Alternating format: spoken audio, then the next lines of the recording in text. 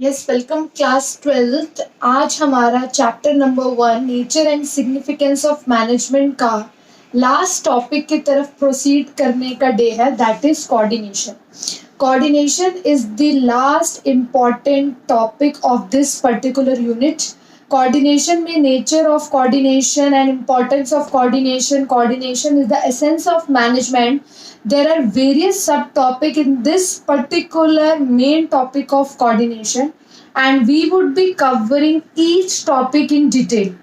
जैसे हम अभी तक हर टॉपिक को डिटेल में स्टडी करते आए हैं ताकि कोई भी इवन 1 मार्क का माइन्यूट क्वेश्चन भी हमसे मिस ना हो जाए। सिमिलरली हम कोऑर्डिनेशन जैसे इजी टॉपिक को भी एक बार 100% डीपली गो थ्रू करेंगे ताकि कोई भी माइन्यूट पॉइंट, माइन्यूट चीज रह ना जाए जो 1 मार्क्स क्वेश्चन में हमसे लूज हो सकती है। Is that clear? ठीक है, तो in today's class and including the next class we would be covering the topic of coordination. ठीक है, नाउ सबसे पहले कोऑर्डिनेशन के कॉन्सेप्ट को समझना बहुत इंपॉर्टेंट है। सो ठीक है, तो we would be starting with the concept of coordination. ध्यान से समझो, कोऑर्डिनेशन को डिफाइन करते टाइम, कोऑर्डिनेशन के कॉन्सेप्ट को समझते टाइम आपको 3 वर्ड्स का बहुत ज्यादा ध्यान रखना है: unifies, synchronizes, harmonizes. Although these 3 words are conveying one and the same meaning. इनका जो मीनिंग है वो वन एंड द सेम ही है, बट जो इनका मीनिंग है, कोऑर्डिनेट करना मतलब मिलजुल के चलना। तो ये 3 सिमिलर वर्ड्स को यूज सिर्फ इसलिए किया गया है डेफिनेशन में ताकि आपको कोऑर्डिनेशन कॉन्सेप्ट का जो एम्फसिस है, जो फोकस है, वो पता चले। यूनिफाइज का मीनिंग क्या होता है? एक साथ होके चलना। सिंक्रोनाइज करने का मतलब क्या होता है? 2 या 3 डिफरेंट चीजों को लिंक करके चलना। हार्मोनाइजेस का मतलब क्या होता है? अगेन मिलजुल के चलना। तो ऑल्दो इन तीनों वर्ड्स का मीनिंग सेम है, यूनिफाइज, सिंक्रोनाइजेस, हार्मोनाइजेस, बट डेफिनेशन में तीनों वर्ड्स को यूज करा ही इसलिए जाता है।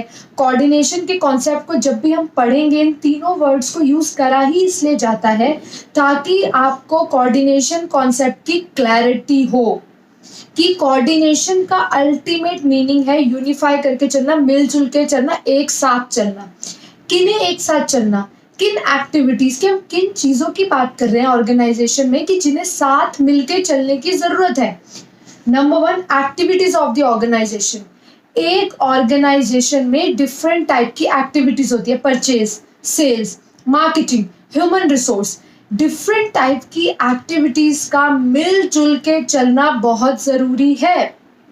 दैट्स वाई हम यहाँ पे कह रहे हैं कि coordination is the process of unifying, synchronizing, harmonizing, या coordination is a process which unifies, synchronizes, harmonizes. किसे harmonize कर रहे हैं? किसे मिलजुल के चला रहे हैं? The activities of the organization. And सिर्फ activities नहीं, सिर्फ डिफरेंट एक्टिविटीज को ही कोऑर्डिनेट नहीं करना हमें, इवन द इंडिविजुअल एफर्ट्स। आपको इस चीज को समझना पड़ेगा कि एक कंपनी में डिफरेंट टाइप्स के इंडिविजुअल्स फंक्शन करते हैं। ये चीज हमने अच्छे से समझी है कि एक कंपनी में, एक ऑर्गेनाइजेशन में डिफरेंट टाइप्स ऑफ इंडिविजुअल्स होते हैं जिनका बैकग्राउंड डिफरेंट है, जिनका नेचर डिफरेंट है, जिनकी क्वालिफिकेशन डिफरेंट है।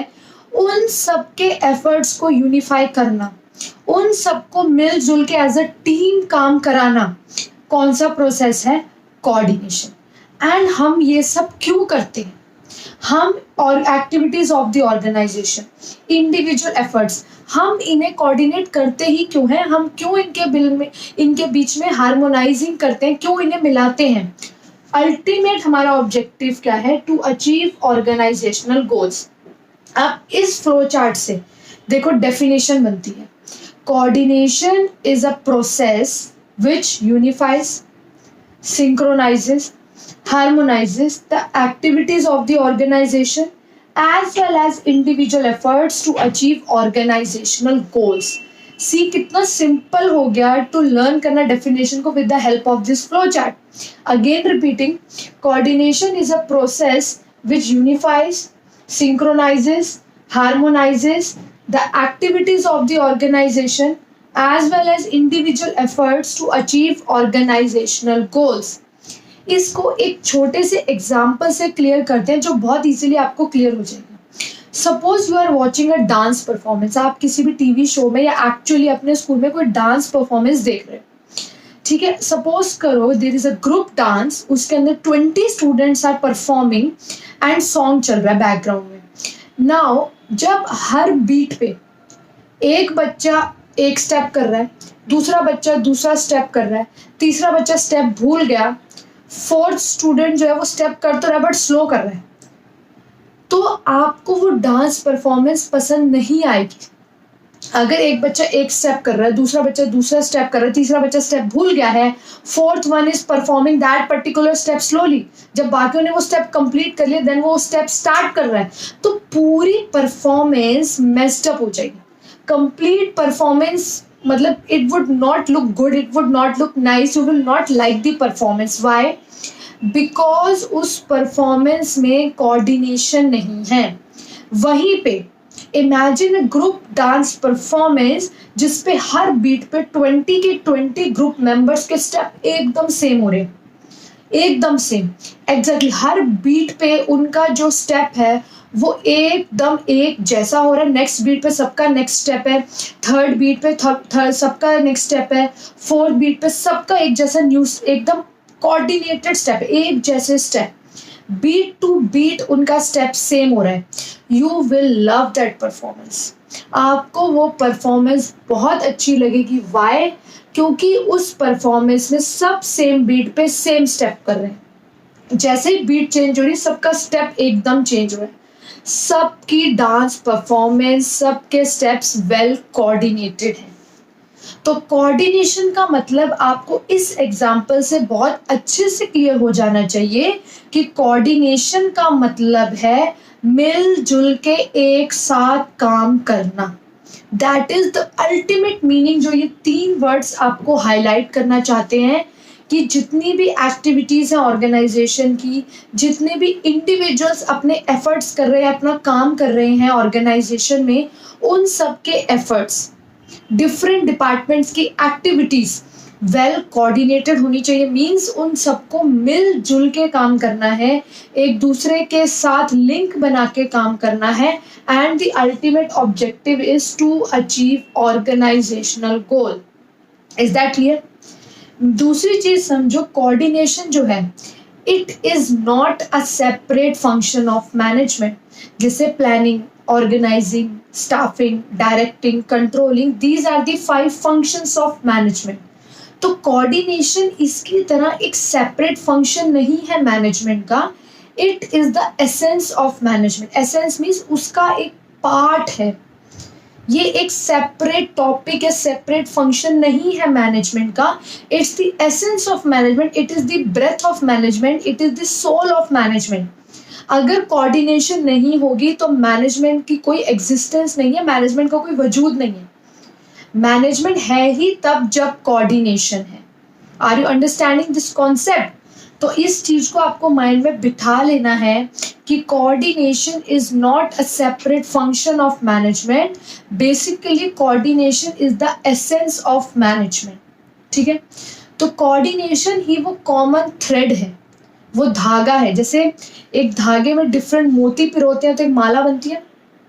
आप एक धागा लेते हो उसमें डिफरेंट मोती डालते हो तो पूरी एक माला बनती है. सिमिलरली कोऑर्डिनेशन वो थ्रेड है जो डिफरेंट फंक्शंस को, डिफरेंट इंडिविजुअल्स को जोड़ के रखती है, तो एक ऑर्गेनाइजेशन सक्सेसफुल होती है. तो I hope you are very clear with the concept of coordination. Then so we would be moving with the next topic, that is nature of management. I hope it is done. I hope the concept is clear. तो जो हमारा coordination concept करने के exercise है, I hope it's done. Okay.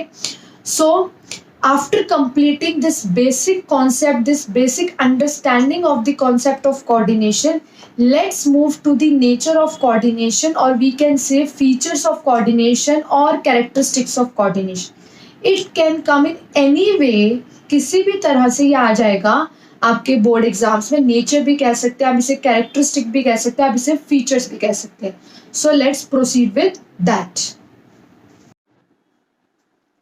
Yes, class 12th. Now let's proceed with nature of coordination. Nature of coordination के अंदर in total 6 points हैं.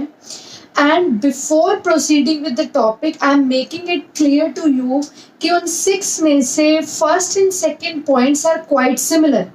Even आपको उनकी headings पढ़ के लगेगा ये points काफ़ी similar हैं, but अगर case study आती है और क्वेश्चन आता है कि which nature या which characteristic of coordination is highlighted in the above case study, तो इस चीज को बहुत ध्यान से नोटिस कर लो कि although वो 99% सेम पॉइंट्स हैं बट उनके अंदर एक माइन्यूट डिफरेंस है, ठीक है, और उस माइन्यूट डिफरेंस को समझोगे तो केस स्टडी के अंदर आप करेक्ट पॉइंट लिख पाओगे, ठीक है। सो फोकस क्लियरली, सिर्फ ऊपर ऊपर से पॉइंट्स को नहीं पढ़ना। काफी जगह मैंने देखा है स्टूडेंट सिर्फ ऊपर ऊपर से पढ़ लेते हैं कि अच्छा इसका ये मीनिंग, इसका ये मीनिंग हो गया। उन बच्चों के मार्क्स कभी भी 60-65 से ऊपर नहीं आ पाते out of 100। I am not talking about out of 80। उनके 60-65 से ऊपर नहीं आ पाते क्योंकि आपने इन डेप्थ नॉलेज ली नहीं, and board is checking your in depth knowledge. Board को ऊपर ऊपर से नहीं देखना आपने ऊपर ऊपर से कितना बीएसटी को समझा। बोर्ड वांट्स टू नो आपने डीपली एक एक पॉइंट को कितने अच्छे से एनालाइज किया है। So for that reason I will tell you the minute difference in the similar points and you have to focus accordingly. Now first point is coordination integrates group efforts. Now mark it very clearly. Coordination integrates. Integrates means combine. It's not the integration as you do in maths. Integrates means combine. Coordination combines group efforts. यही चीज अभी हमने introduction और concept जब हम coordination का समझ रहे थे हमने तब भी इस चीज को पढ़ा है।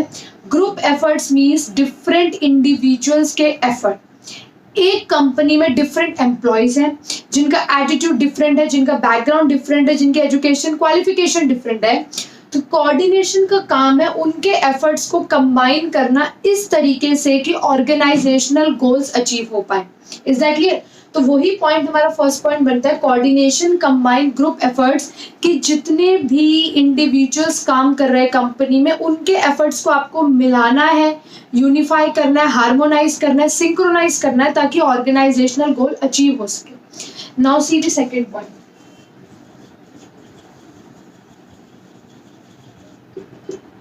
Coordination ensures unity of action. अब by just reading the heading of these two points आपको एक चीज ये क्लियर हो रही होगी कि दोनों पॉइंट्स में जो इंटेंशन है बिहाइंड द पॉइंट, जो समझाना चाह रहा है सीबीएसई आपको, वो सेम ही है। कोऑर्डिनेशन इंटीग्रेट ग्रुप एफर्ट्स हो चाहे coordination ensures unity of action, बात तो वही है। दोनों चीजों में यूनिटी की बात की गई है। इवन इन सेकंड पॉइंट यही बात हो रही है कि कोऑर्डिनेशन क्या करता है, जितने भी एक्शंस हो रहे हैं ऑर्गेनाइजेशन में, जितनी भी एक्टिविटीज हो रही है ऑर्गेनाइजेशन में, उनको यूनिफाई करना, उनको कंबाइन करना ताकि ऑर्गेनाइजेशनल गोल अचीव हो सके। तो यू कैन क्लियरली सी कि जो फर्स्ट एंड सेकंड पॉइंट है आर क्वाइट सिमिलर। लेकिन बात वही आती है कि जब ये पॉइंट्स केस स्टडी में आएंगे और आपको आइडेंटिफाई करना होगा कि कौन सी कैरेक्टरिस्टिक है कोऑर्डिनेशन की जो हाईलाइट हो रही है केस स्टडी में, तो उसके लिए इन दोनों पॉइंट्स में एक माइन्यूट डिफरेंस है। उस डिफरेंस को समझो। देखो, ऑल्दो इन दोनों ही पॉइंट्स में ये क्लियर, अच्छे से क्लियर करा जा रहा है कि दोनों में यूनिटी की बात हो रही है, कि यहाँ पे हम एफर्ट्स को यूनिफाई कर रहे हैं ताकि गोल्स अचीव हो। यहाँ पे भी बात वो हो रही है यूनिटी ऑफ एक्शन, कि सभी के एक्शन को कंबाइन किया जा रहा है, यूनिफाई किया जा रहा है, सिंक्रोनाइज किया जा रहा है ताकि गोल्स अचीव हो। माइन्यूट डिफरेंस क्या है उस चीज को समझो। जहां जिस पॉइंट में ग्रुप एफर्ट्स की बात हो रही है, यहाँ पे बात हो रही है इंडिविजुअल एम्प्लॉयज की, कि कोऑर्डिनेशन का फंक्शन बनता है कि जो भी इंडिविजुअल एम्प्लॉयज हैं, जो भी इंडिविजुअल्स जिनका बैकग्राउंड, क्वालिफिकेशन, एटीट्यूड डिफरेंट है, उनके अंदर कोऑर्डिनेशन, उनके एफर्ट्स को कोऑर्डिनेट किया जाए, उनके एफर्ट्स को हार्मोनाइज किया जाए ताकि गोल्स अचीव हो। Is that clear? जैसे कि आपके कॉमर्स डिपार्टमेंट में बिजनेस स्टडीज के टीचर, अकाउंट्स के टीचर, इकोनॉमिक्स के, मैथ्स के टीचर हैं, ये इंडिविजुअल्स हैं जिनका नेचर अलग है, एटीट्यूड अलग है, बैकग्राउंड अलग है। उनके एफर्ट्स को कंबाइन करना ताकि कॉमर्स का रिजल्ट बहुत अच्छा है, वो बात है ग्रुप एफर्ट्स यानी फर्स्ट पॉइंट की, कि आप इंडिविजुअल एम्प्लॉयज के एफर्ट्स को कंबाइन कर रहे हो। जब बात आती है सेकेंड पॉइंट की कि coordination ensures unity of action, यहाँ बात हो रही है एक्टिविटीज की, कि कंपनी में डिफरेंट एक्टिविटीज है, परचेज है, सेल्स है, मार्केटिंग है, फिनेंस है, उनको कंबाइन करना, उन एक्टिविटीज को यूनिफाई करना ताकि गोल्स अचीव हो सके। जैसे मैं आपको क्लियर कहती हूँ, ध्यान से सुनो। सपोज करो सेल्स डिपार्टमेंट अपनी सेल्स बढ़ाने के लिए डिस्काउंट ऑफर करना चाहता है। ध्यान से सुना इस एग्जांपल को। सपोज सेल्स डिपार्टमेंट अपनी सेल्स इंक्रीज करने के लिए डिस्काउंट देना चाहता है प्रोडक्ट्स पे, ताकि जो है प्रोडक्ट इजीली उनकी सेल्स बहुत ज्यादा हो। यहाँ पे उसे फाइनेंस डिपार्टमेंट से कोऑर्डिनेट करना पड़ेगा कि भाई कितना डिस्काउंट दें कि कंपनी को लॉस ना। यहीं पे सोचो, अगर सेल्स डिपार्टमेंट बिना फाइनेंस डिपार्टमेंट से कंसल्ट करे और 15% डिस्काउंट दे देता है प्रोडक्ट्स पे, और अल्टीमेटली रिजल्ट ये आता है कि कंपनी को लॉस होता है, तो एवरीथिंग वेस्ट, मैनेजमेंट वेस्ट, क्योंकि दोनों डिपार्टमेंट में कोऑर्डिनेशन नहीं था। यहीं पे अगर सेल्स डिपार्टमेंट सोच रहा है कि 15% का डिस्काउंट दूंगा यार बहुत सेल्स होगी, तो उसे पहले फिनेंस से कोऑर्डिनेट करना चाहिए, फिनेंस से लिंक करना चाहिए। क्या करें, जब फिनेंस डिपार्टमेंट भी डिस्कशन करेगा, सोचेगा, एनालिसिस करेगा, और वो सेल्स डिपार्टमेंट को बोलेगा 15 तो ज्यादा है, उससे तो लॉस होगा, 10% डिस्काउंट, 10% डिस्काउंट हम मैनेज कर सकते हैं। तो जब कोऑर्डिनेशन होगा, इस तरह कोऑर्डिनेशन करने से सेल्स डिपार्टमेंट 10% डिस्काउंट भी दे देगा, उसकी सेल्स भी बढ़ जाएंगी, और जो हमारा फिनेंस डिपार्टमेंट है वो जब कैलकुलेशन करेगा तो कंपनी को लॉस भी नहीं होगा। यहीं पे अगर अभी आपने समझा कि अगर दोनों डिपार्टमेंट्स में कोऑर्डिनेशन नहीं है तो लॉस हो रहा है, लेकिन अगर दोनों डिपार्टमेंट में कोऑर्डिनेशन है तो सेल्स इंक्रीज हुई, लॉस भी नहीं हुआ, और ज्यादा सेल्स होने की वजह से कंपनी की प्रॉफिट मैक्सिमाइजेशन होगी।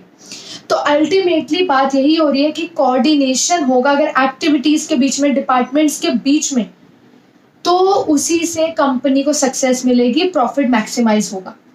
तो फर्स्ट पॉइंट में बात यहाँ पे इंडिविजुअल एम्प्लॉयज के एफर्ट्स की हो रही है, और सेकंड पॉइंट्स में यहाँ पे बात हो रही है डिपार्टमेंट्स की, डिविजन्स की, different activities of the organization की।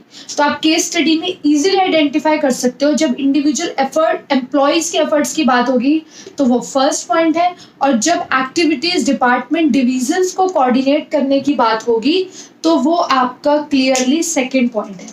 Third point, coordination is a continuous process. ये पॉइंट हम बहुत बार कवर कर चुके हैं, मैनेजमेंट में भी पहले भी समझ चुके हैं। सेम कोऑर्डिनेशन है कि कोऑर्डिनेशन एक वन टाइम एक्टिविटी नहीं है कि आपने एक बार कर ली पूरे साल का काम खत्म, या आपने मॉर्निंग में 9 से 10 बजे कोऑर्डिनेशन कर लिया बाकी आपका काम खत्म, ऐसे नहीं होता। कोऑर्डिनेशन कोई वन टाइम एक्टिविटी नहीं है, ये नेवर एंडिंग प्रोसेस है, ये कॉन्टिन्यूसली चलता रहता है। कॉन्टिन्यूसली आपको एम्प्लॉयज के एफर्ट्स को, डिफरेंट एक्टिविटीज को कोऑर्डिनेट करना होता है। कोऑर्डिनेशन प्लानिंग से शुरू होता है, ऑर्गेनाइजिंग में होता है, स्टाफिंग में होता है, डायरेक्टिंग में होता है, कंट्रोलिंग में होता है, all the functions of management को बाइंड करता है कोऑर्डिनेशन। तो कोऑर्डिनेशन को रुकने वाली एक्टिविटी नहीं है, ये नेवर एंडिंग प्रोसेस है, ये कॉन्टिन्यूसली चलता ही रहता है। ठीक है, next, coordination is pervasive. So we have already done the meaning of this word in the characteristic of management topic. Pervasive means universal, which is followed throughout the world, throughout the different types of organization and everywhere. तो coordination is basically pervasive. It is a universal phenomena. चाहे एक school हो, चाहे एक petrol pump हो, चाहे एक hospital हो, चाहे एक एनजीओ हो, चाहे एक प्रॉफिट मेकिंग ऑर्गेनाइजेशन हो, सब जगह कोऑर्डिनेशन चाहिए। आप इसे ऐसे भी समझ सकते हो, जब मैनेजमेंट परवेसिव है, management required everywhere in all the companies, in all the organizations of the world, तो कोऑर्डिनेशन तो मैनेजमेंट की एसेंस है, मैनेजमेंट की सोल है। तो जब मैनेजमेंट परवेसिव है, management is required throughout the different types of organization, तो फिर कोऑर्डिनेशन तो ऑटोमेटिकली रिक्वायर्ड होगी, because it is the soul of management, ये मैनेजमेंट का एसेंस है। आप इस तरह से भी इसको समझ सकते हो। अदरवाइज आप नॉर्मल लाइफ को भी देख सकते हो कि कोऑर्डिनेट करना एक्टिविटीज को, कोऑर्डिनेट करना एफर्ट्स को, ये तो हर ऑर्गेनाइजेशन में रिक्वायर्ड है।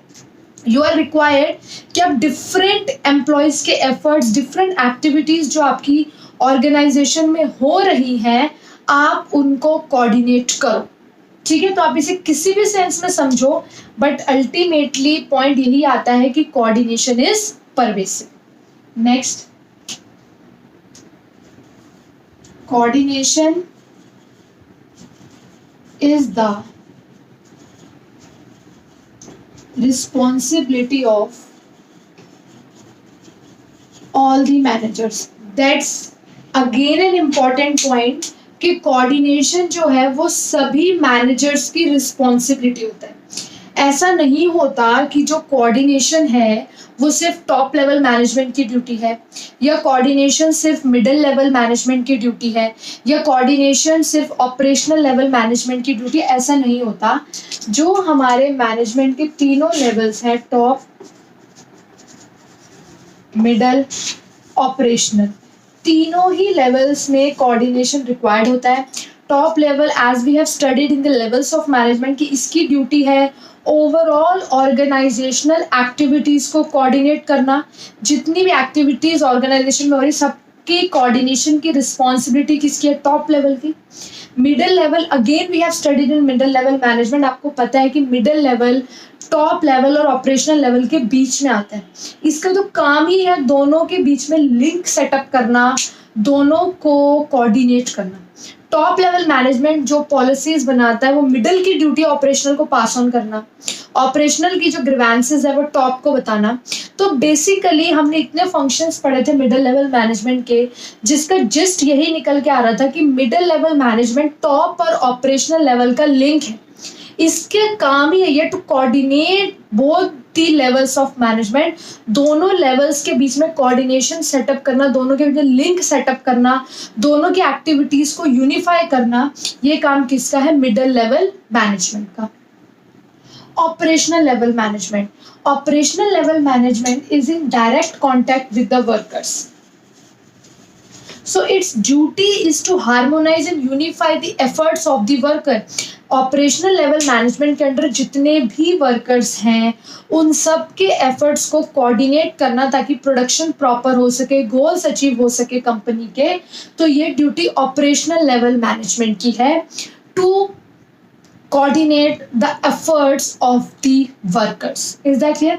तो ये 5 points तो थे, these were quite easy to understand. The 6th point is a typical point. उसके अंदर जो explanation है वो इतनी easily बच्चों को समझ नहीं आती, because एक typical point उठाया गया है 6th point में.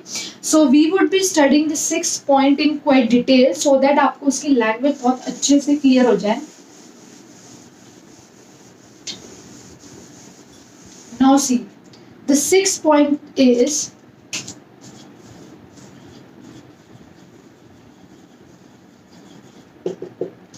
coordination is a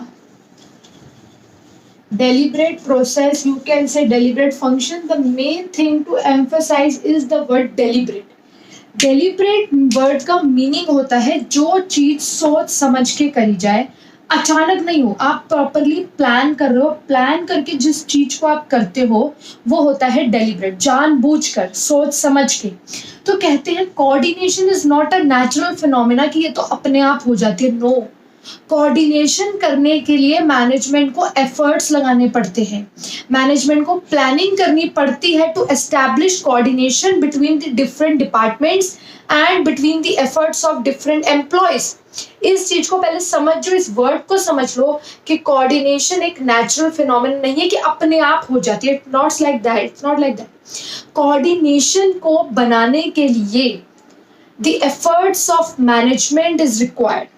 Management is required to put all its effort to ensure coordination among different employees and among different departments.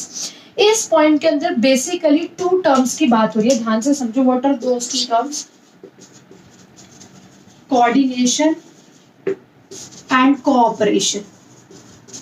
First of all quickly इन दो टर्म्स को समझो। Cooperation वो term है, कोऑपरेशन का meaning होता है जब आप विलिंगली, वॉलेंटरली, खुद की मर्जी से किसी इंसान की हेल्प करना चाहते हो, सामने वाले को सपोर्ट करना चाहते हो, खुद की मर्जी से, आपको ऑर्डर नहीं है।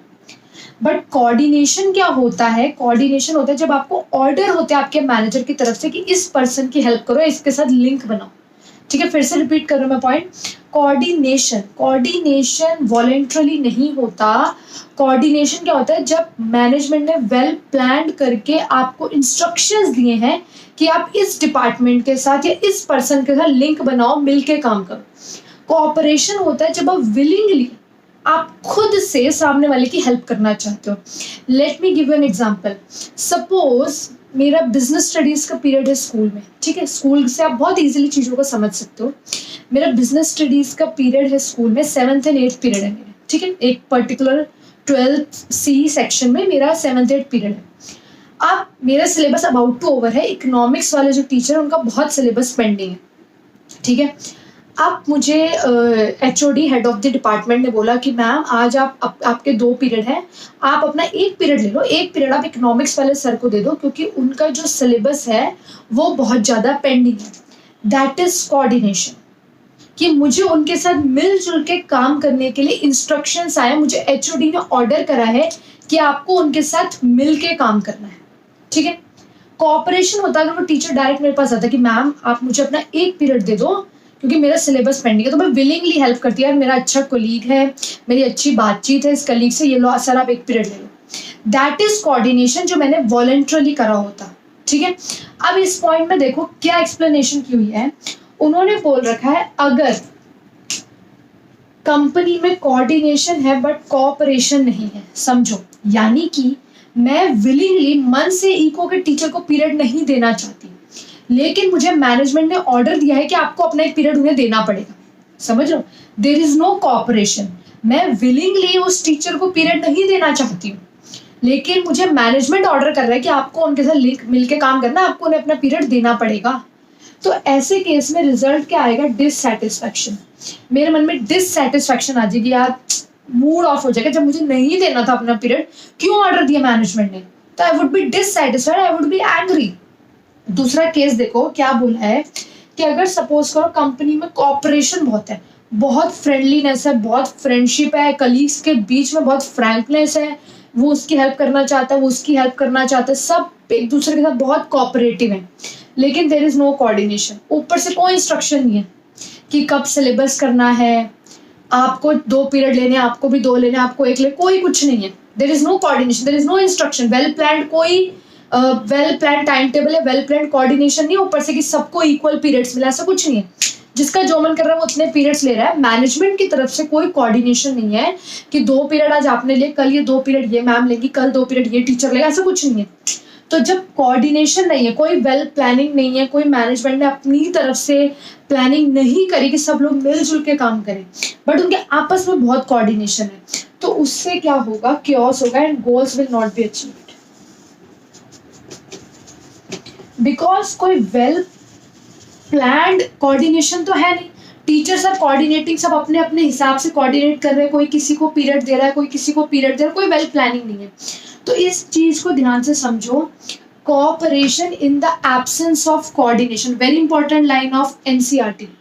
Cooperation in the absence of coordination will lead to wasted effort. सब वेस्ट है जब प्लानिंग ही नहीं है, जब कोई चीज वेल प्लान्ड ही नहीं है तो waste. Very very important lines of NCERT अब मैं बोलने वाली हूँ, ध्यान से सुनो। These 2 lines are very important. Cooperation in the absence of coordination leads to waste effort से goals will not be achieved। ठीक है, and the next point, coordination without cooperation. आप विलिंगली हेल्प नहीं करना चाहते हो, आप विलिंगली लिंक नहीं बनाना चाहते हो, विलिंगली मिलजुल के काम आप नहीं करना चाहते, बट इंस्ट्रक्शंस है, बट आपको बोला जा रहा है कि आपको मिलके काम करना है। तो कोऑर्डिनेशन विदाउट कोऑपरेशन में lead to dissatisfaction among employees. इस चीज को आपको समझ लेना है। Once you understand this point तो आपको नेचर ऑफ कोऑर्डिनेशन का जो one of the typical point है 6 पॉइंट, ये भी अच्छे से क्लियर हो जाएगा. Is that clear class? So now watch the video twice for retention. मैं हमेशा बोलती हूँ माइंड में रिटेन करने के लिए you have to watch it twice, and the students of the institute are required to read this topic from the notes provided. जो भी आपको notes दिए, read these points from the notes thoroughly and then note down these points in your register and send it to me. ठीक है? It's a part of your retention, it's a part of your learning. तो आप इसको अच्छे से समझो, watch it twice, then read the notes. Notes बहुत important है, उनको अच्छे से read करो, read them twice thoroughly and then send your work. कोई भी doubt है, so you can mark it and we can clear it in the doubt clearing session.